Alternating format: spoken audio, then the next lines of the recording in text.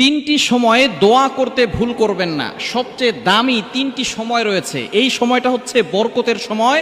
এই সময়ে আল্লাহ পাক রব্বুল আলামিন দোয়াগুলো কবুল করে থাকেন।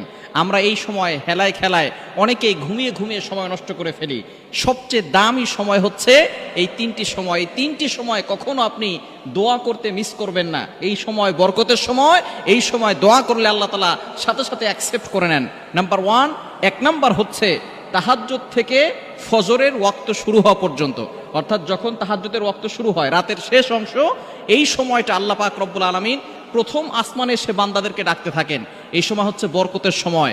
বুখারী শরীফের হাদিস, নবীজি সাল্লাল্লাহু আলাইহি ওয়াসাল্লাম জানিয়ে দিয়েছেন, যখন সকল প্রাণীগুলো ঘুমিয়ে যায় রাতের শেষ অংশে আল্লাহ পাক রব্বুল আলামিন প্রথম আসমানে এসে বান্দাদেরকে ডাকতে থাকেন আর বলতে থাকেন, আলা আমি মুস্তাগফিরিন ফাস্তাগফারালা, কে আছো গুনাহ করেছো, আমি আল্লাহর কাছে ক্ষমা প্রার্থনা করো, আমি আল্লাহ তোমাদের গুনাহ খাতাগুলো